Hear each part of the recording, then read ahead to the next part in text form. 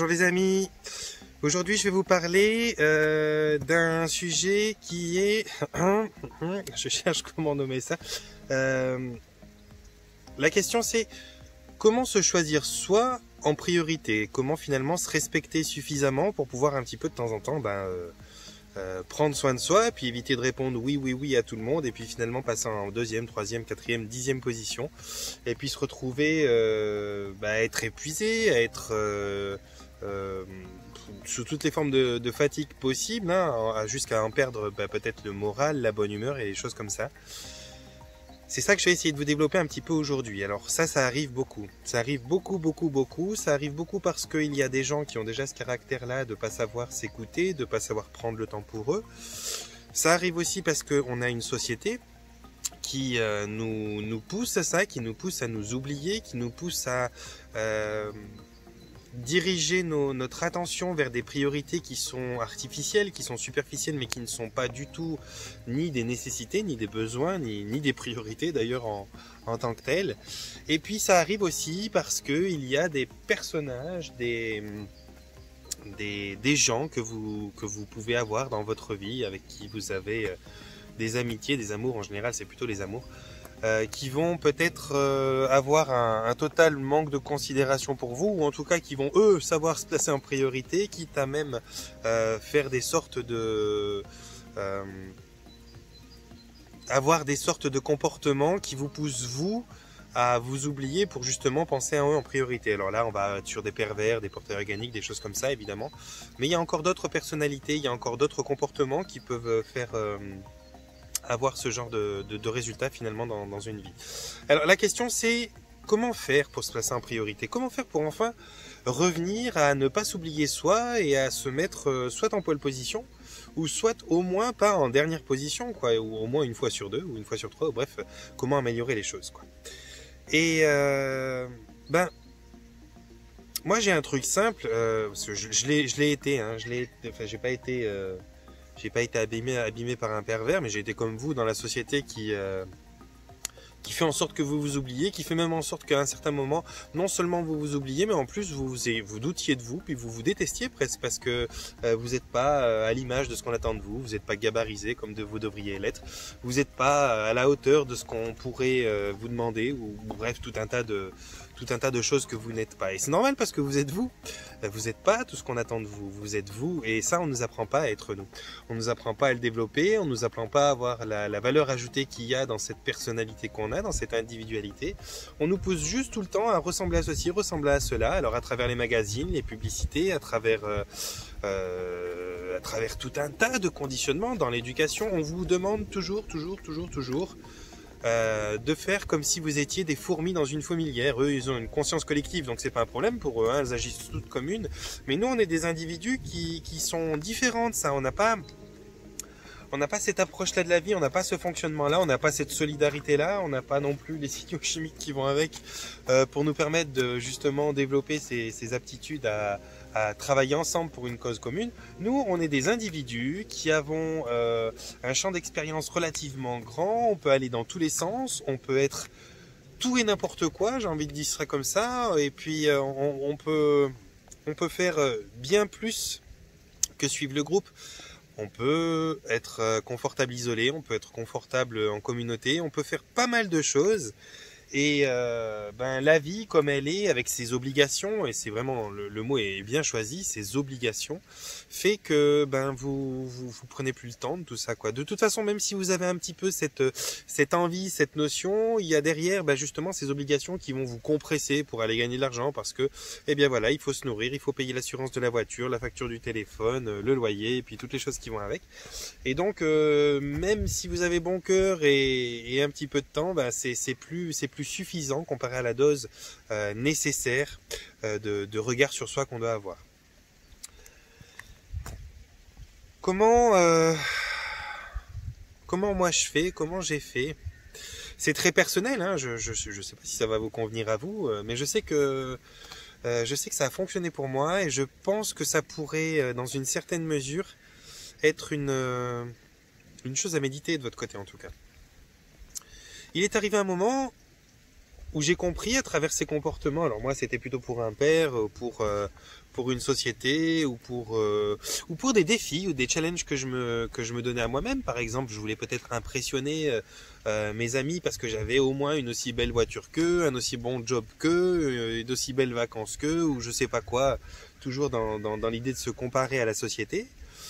Et après, quand on est amoureux et qu'on a une chérie, ben on veut, même si c'est pas vraiment l'impressionner, mais on veut pouvoir lui assurer bien un certain confort, une certaine sérénité dans sa vie qu'elle partage avec nous. Et donc, ben on se décarcasse, hein, on se donne, on essaye de faire en sorte d'avoir les meilleures conditions de vie possibles. Et ça, bah, ça demande de bûcher parce que finalement, les conditions de vie actuelles, elles sont remplies de petites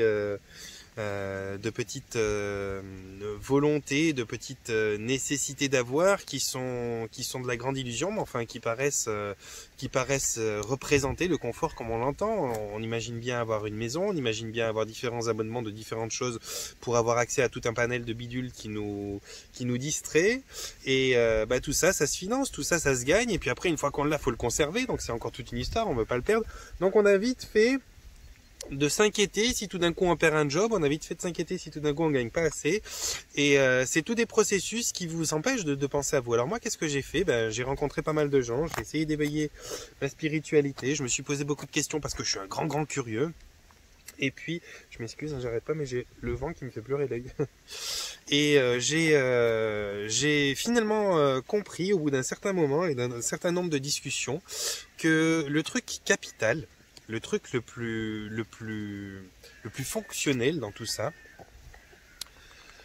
c'était ce que tu apportes aux gens. Sauf que ma première façon de comprendre ça, elle était matérielle. J'ai pensé que ce que j'apportais aux gens, c'était peut-être un confort, un accès à certaines choses, que c'était peut-être un lieu convivial, que c'était peut-être une adresse à la pointe pour sortir, que c'était peut-être un véhicule sportif pour partir en vacances. Bref, j'ai pensé qu'il y avait pas mal de choses qui pouvaient être signes de ma réussite et de ma brillance aux autres. Au départ, j'avais pas conscience d'une autre façon de faire et d'une autre possibilité. Donc évidemment, je peux pas prétendre avoir travaillé là-dessus pour changer ça parce que je savais, c'est pas que ça me convenait ou pas, je le savais pas. Pour moi, c'était la façon, la prise de conscience, elle vient à un certain moment et c'est à partir de cette prise de conscience qu'on fait des choix. Mais finalement, quand on n'est pas conscient d'une chose et qu'on croit que ça fonctionne comme ça, on n'a pas tellement tendance à vouloir changer ça, ça fonctionne. Confortable ou inconfortable, ma foi, ouais. Et puis, au bout d'un certain moment, eh bien, pour moi, ça fonctionnait pas. Ça fonctionnait pas parce que j'avais pas eu les bonnes bases, parce que j'avais pas eu beaucoup de bol pour développer les choses que j'avais voulu développer. J'étais tombé sur des personnes qui m'avaient plus ou moins arnaqué de tous les côtés. Moi, finalement, la seule chance que j'ai eue dans ma vie, ça a toujours été sentimentalement. Les gens autour de moi étaient toujours merveilleux, m'ont toujours les gens avec qui j'avais des relations profondes étaient toujours merveilleux, les amis merveilleux, les amours merveilleux. Mais tout ce qui était sur le plan business, affaires, tout ça. Alors j'ai toujours, je pense, même si je l'emploie beaucoup moins, mais j'avais une créativité et une façon de voir les choses dans le domaine du business qui était bien. J'ai toujours réussi à faire des trucs qui fonctionnent bien, des publicités, des machins, des trucs qui allaient bien. Mon comportement était exemplaire. J'ai toujours travaillé avec beaucoup de sérieux. J'ai de grande qualité dans l'aspect manuel des choses. Je suis intelligent, donc il y avait tout ce qu'il fallait pour que j'ai des résultats. Puis finalement, les résultats étaient là, mais ils ne me servaient pas moi. C'était un petit peu comme si la poche était trouée, puis quand je passais la main dedans, il restait que quelques pièces de monnaie. Et puis voilà, ceux qui étaient autour de moi s'en sortaient bien, ceux qui avaient moins de scrupules s'en sortaient bien. Mais moi, au final, c'était pas la fête, quoi. J'avais le nez hors de l'eau, ouais, c'est super, je buvais pas la tasse, mais je pouvais pas me permettre d'avoir un truc conséquent qui tombait à moi parce que j'avais pas les épaules pour faire face à la situation financièrement. Et à un moment, j'ai pris conscience que déjà c'était compliqué d'arriver à être et à représenter et à briller ce qu'on veut briller par ce billet-là, par le billet de l'aspect matériel de la vie. Donc ça m'a un petit peu fait prendre de la distance avec tout ça, c'est un petit peu comme si je m'étais découragé, quoi. Et puis, en même temps, en parallèle à ça, j'ai commencé à fréquenter de plus en plus de personnes qui étaient des éveillés, on va dire ça comme ça, mais toutes sortes d'éveillés, des chamans, des guérisseurs, des personnes qui avaient des façons de voir la vie ou une expérience aussi qui était déjà assez éprouvée, qui avait pris des coups sur la gueule, comme on dit, puis qui avait donc compris que c'est pas en se battant pour obtenir des choses périssables qu'on est heureux, quoi. D'ailleurs, j'en ai même eu connu qui étaient extrêmement riches. J'ai eu fréquenté des gens extrêmement riches, des gens qui avaient des coups de millions, qui pouvaient claquer 20 000 balles en une soirée et qui étaient encore bien à l'aise, et qui eux, dans leur vie, étaient pas heureux non plus. Par exemple, sans le nommer, j'en ai un qui avait une maison qui valait plus de 25 millions, qui dépensait des milliers, qui roulait en Bentley, en Ferrari, en Range Rover, bref, il avait tout ce qu'il fallait, c'était vraiment un pote merveilleux. Et lui avait perdu un enfant, je crois qu'il avait 9 ans, son enfant, quand il l'a perdu, ou 8 ans. Et il s'est jamais remis de ça, et c'est compréhensible, hein. Et malgré les millions et les millions qu'il faisait, je pense il a jamais trouvé, même pas compensation. Il a pas trouvé ça. Ça m'a aussi beaucoup aidé à comprendre. Je me suis dit, putain, mais comment il peut faire? Et puis, bon, je savais pas l'histoire. Il avait été assez discret dans tout le début de notre amitié. Puis un jour, il m'a raconté ça. Il m'a dit, bah, écoute, moi, tu sais, toi, tu dis que c'est pas facile la vie. Puis moi, tu me vois avoir de l'argent, j'embrasse, je t'accueille dans ma maison, tu viens de baigner dans ma piscine qui est dans mon salon, et puis t'as l'impression que je suis chanceux. Mais toi, t'as tes enfants qui sont là à côté de toi, qui nagent avec toi. Moi, mon fils, il est déjà parti, puis il est pas à côté de moi. Et là, ça m'avait fait prendre conscience que, ok, il y a d'autres choses, il y a d'autres valeurs que les valeurs matérielles qu'on peut acquérir. Il y a des choses qu'on peut simplement avoir comme ça, et qui, ouais, effectivement, vous arrivent gracieusement au prix d'un câlin. Donc en plus, c'est même confortable de le faire, mais qui sont les choses les plus importantes. Et puis on a tendance à courir après tout l'aspect matériel et financier d'une vie en simplement délaissant ça, parce que à tellement vouloir apporter du bien autour de nous, on en oublie de donner du bien autour de nous. Et puis je pense que c'est pas une bonne chose. Et toutes ces choses-là m'ont fait prendre conscience. Alors pour en revenir au sujet, parce que je sens que la pluie arrive et je voudrais pas non plus vous faire perdre du temps et du temps. Le sujet, c'était comment se mettre en priorité, comment on pense à soi en premier. Déjà réaliser que vous êtes très important.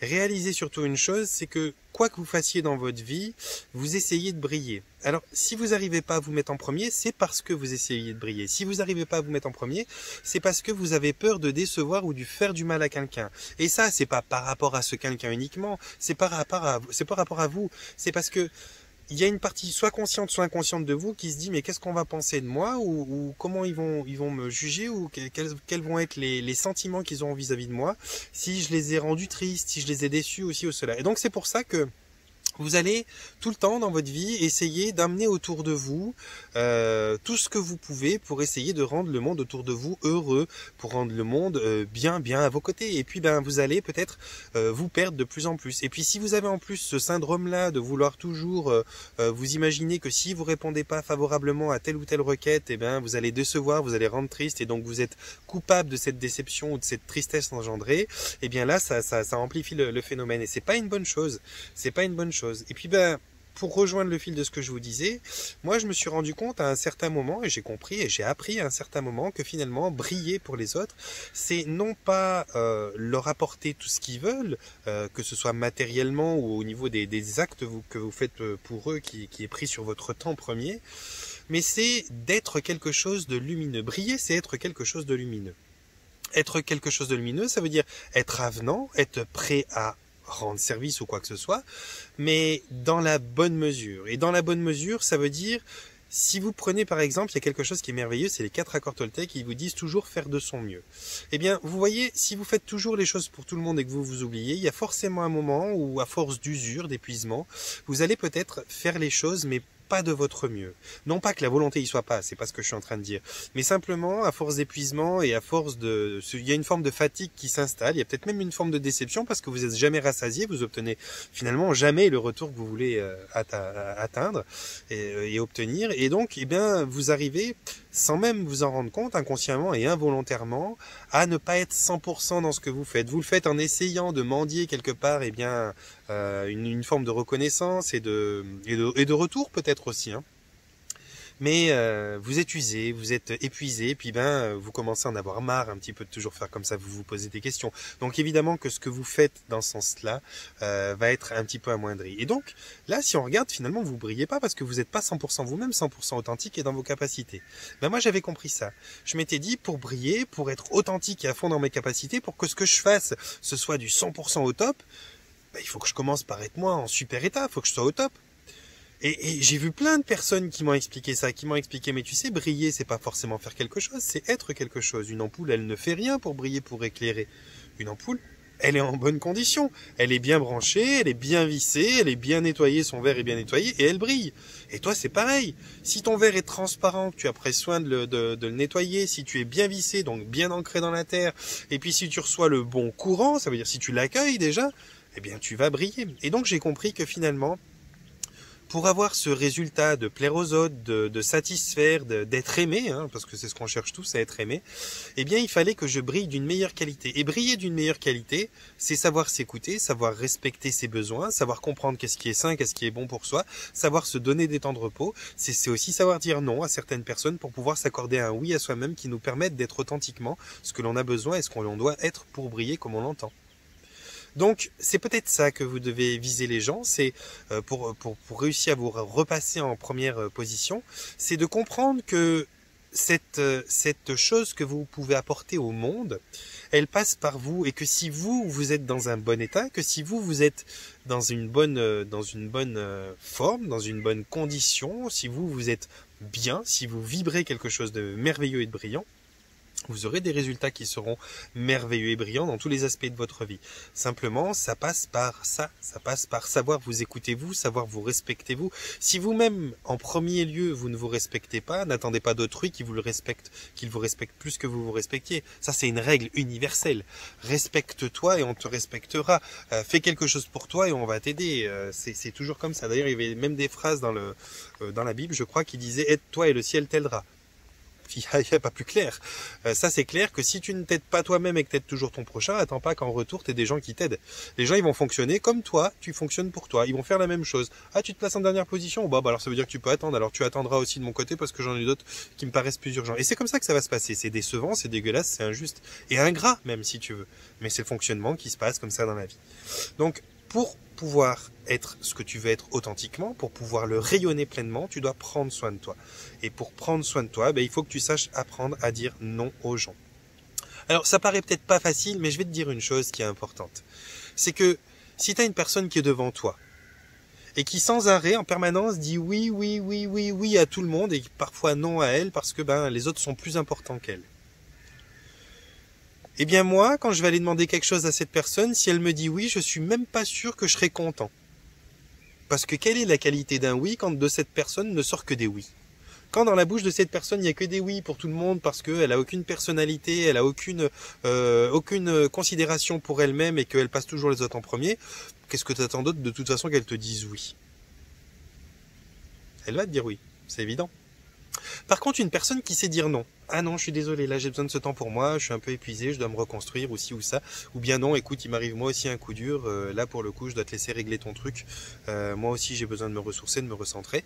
Si cette personne elle est capable de dire ce genre de phrase et que moi un jour je vais vers elle lui poser une demande ou quelque chose et qu'elle me dit oui, je vais être extrêmement reconnaissant. Du coup, là, elle va être extrêmement brillante et lumineuse pour moi parce que je sais qu'elle sait aussi dire non, cette personne. Et donc, le fait qu'elle sache dire non rehausse la qualité de son oui. Parce qu'une personne qui dit que des oui, elle dit que des oui. C'est facile d'obtenir un oui. Mais une personne qui sait dire oui et qui sait dire non, on est extrêmement content et reconnaissant quand on obtient un oui. Parce que, cette personne, si elle avait voulu dire non parce qu'on n'était pas une priorité en l'occurrence en ce moment-là, elle aurait dit non. Donc, quand elle nous place en priorité, on se trouve valorisé et réconforté parce qu'on sait que cette personne-là, elle a la capacité de dire non parce qu'elle sait prendre soin d'elle, mais que là, en l'occurrence, elle a pris le temps de dire oui. La pluie arrive. Je crois que de toute façon, je vous ai un petit peu fait comprendre ce que je voulais vous faire comprendre. C'est important. C'est important, les amis, de savoir vous passer en priorité, de savoir vous passer en premier, non pas pour être devant les autres, non pas pour dire c'est moi le plus important, mais parce que si vous voulez rayonner, si vous voulez pouvoir apporter au monde ce qui vous plaît de lui apporter, si vous voulez pouvoir être mémorable dans dans le cœur et dans les petits papiers des gens. Il faut que vous soyez capable, quand vous donnez quelque chose, de le donner pleinement avec une énergie qui soit une belle énergie. Et cette belle énergie, il y a le besoin de la garder, il y a besoin de la gagner, il y a besoin de la faire naître en vous. Et ça, c'est par le temps que vous allez prendre pour vous faire du bien. Cette énergie, elle va être d'autant plus appréciable et efficace si justement vous avez su la faire grandir en vous. Et pour la faire grandir en vous, vous devez simplement comprendre que vous êtes la priorité pour pouvoir simplement comme ça la distribuer derrière. Et il faut l'avoir, et pour l'avoir il faut savoir la créer en soi. Je vous raconte une dernière petite histoire et puis après je vais arrêter la vidéo, que moi je raconte souvent à des gens quand on travaille un petit peu là-dessus. Je parle des gardes-côtes. Les gardes-côtes qui sont ceux qui opèrent en hélicoptère, ceux qui vont en mer secourir des voiliers ou des bateaux qui ont fait naufrage et où il va y avoir un papa, une maman et 2 ou 3 gamins dans l'eau et le chien et ci et ça. Ils arrivent en hélicoptère, il y a des vagues, il y a des creux de 3 mètres, de 5 mètres, bref, ils sont vraiment, c'est éprouvant ce qui va leur arriver, et ils doivent sauver la famille qui est là. Et donc, ils ont besoin, pour sauter dans l'eau, d'être au top du top. Ils ne vont jamais, s'ils ont éternué, s'ils ont toussé ou quoi que ce soit avant de prendre l'hélicoptère, ils ne vont jamais prendre l'hélicoptère. Parce que là, ça rigole pas. Là, pour être efficace, pour pas foutre plus de bazar que l'on veut, pour vraiment être efficace et obtenir des résultats, il faut qu'on soit au top. Donc, il faut qu'on ait la forme, il faut qu'on soit pas enrhumé, il faut qu'on soit bien. Donc, ces mecs-là, ils pensent à eux en premier. Toujours eux en premier. Parce qu'ils savent que s'ils sont au top, ils vont pouvoir avoir des résultats et être efficaces derrière. Ils savent que s'ils sont pas au top, ils vont peut-être faire des trucs encore plus dramatiques que le truc originel. Et donc, ils sautent à l'eau. Et par exemple, ils se dirigent vers la maman parce que eux, dans leur logique et dans leur façon d'observer la situation, ils s'aperçoivent que la maman, c'est la personne à sauver en premier. Bien sûr que la maman, elle va dire « Non, mes enfants, vous êtes fous, laissez-moi d'abord mes enfants, priorité à eux et tout. » Elle va se débattre et tout et ça. Vous savez ce qu'ils vont faire, les sapeurs-pompiers ou les gardes-côtes en ce moment-là? Ils vont assommer la maman. Ils vont la frapper dans l'eau. Ils vont la frapper assez fort pour l'assommer d'un coup, pour pouvoir la sauver et après plonger pour les gamins. Parce qu'il n'y a pas à discuter, il n'y a pas à rendre service, il n'y a pas à dire je suis ci, je suis ça, excusez-moi, je vais faire telle ou telle manière. Non, non, moi je dois être efficace, je sais comment je dois être efficace, boum, ils la ramènent et après ils replongent pour les gamins. Parce que c'est comme ça, parce que eux-mêmes savent comment ils sont opérationnels, eux-mêmes savent comment ils sont au top du top. Donc ils arrivent très bien à prendre des décisions qui peuvent paraître waouh. Sérieux, ils font ça? Bah oui. Ils font ça parce qu'ils savent ce qu'ils font. Ils font ça parce qu'ils sont bien avec eux-mêmes, parce qu'ils sont efficaces, parce qu'ils ont réussi à se connaître, parce qu'ils savent exactement de quelle manière ils doivent agir pour agir au mieux. Et donc, ça leur fait prendre des décisions qui sont vraiment des décisions radicales, où c'est eux qui mènent la barque. Alors bien sûr, on n'est pas obligé d'aller dans des extrêmes comme ça pour aider le monde, mais tout ça pour vous dire que c'est toujours ça le plus important, c'est vous. Parce que si toi, t'es bien, si t'es en bonne posture, si t'as réussi à pas accumuler des toxines et des états d'âme lourds et puis tristes et puis colériques et ci et ça parce que t'as dit un petit peu trop oui puis que t'aurais bien aimé dire autre chose que oui de temps en temps mais t'as pas su faire et qu'en plus t'es encore frustré après toi et que tu t'en veux parce que justement tu te rends compte que t'aimerais bien dire non de temps en temps mais tu ne le fais toujours pas. Si t'as tout ça qui se mélange en toi, petit à petit tu vas t'éteindre, tu vas être de moins en moins lumineux et tout ce que tu feras, ça sera même pas reconnu quelque part et puis ça va agrandir ce cercle vicieux de faire que tu te sens de moins en moins bien parce que même ce que tu fais au jour d'aujourd'hui ça sera plus reconnu. Donc il est temps pour toi de te poser les questions, est-ce que je suis plus efficace quand j'ai pris soin de moi ou est-ce que je suis moins efficace quand j'ai pas pris soin de moi? Et tu verras que ça va venir logique dans ta tête. Tu vas dire, écoute, c'est simple, c'est aussi simple que ça. Pour être rayonnant, pour être lumineux et efficace pour les gens, il faut que ça commence par savoir m'entraîner à moi, être en bonne condition pour ça. Et ça passe pour du temps pour moi, du temps de plaisir, du temps où j'accepte de temps en temps de dire non, je peux pas bosser 24/24 pour le plaisir de X ou X personnes. Il faut que je bosse un petit peu pour moi de temps en temps. Ça passe par du repos, ça passe par de la contemplation, de la méditation, une bonne alimentation, des prises de distance avec le reste des fréquentations que j'ai. Ça passe par ça. Et c'est ça qui fait que comme je sais me ressourcer, je suis lumineux, je suis rayonnant et que vous m'appréciez autour de vous. C'est parce que moi-même, je sais comment faire pour être lumineux et rayonnant autour de vous. C'est ça que vous devez vous dire à l'intérieur de vous. Voilà les amis. J'espère que vous allez réussir à à trouver la force de volonté et de compréhension pour pouvoir mettre ça en place, ceux qui en souffrent. Et puis dites-vous que vous allez voir, hein, vous allez y goûter si vous y arrivez. On a vite une reconnaissance qui dépasse largement la reconnaissance qu'on avait d'avant, parce qu'on a plus de charisme, on a plus de charme quelque part, parce que voilà, quand on est quelqu'un qui sait dire non, eh bien encore une fois, ça rehausse la qualité du oui. Quand on sait dire non, ça veut dire qu'on sait dire oui. Quand on sait que dire oui, on sait pas dire ni oui ni non, on sait juste s'incliner et se soumettre à quelque chose. Mais quand on sait dire non, alors la qualité de notre oui est d'autant plus appréciable.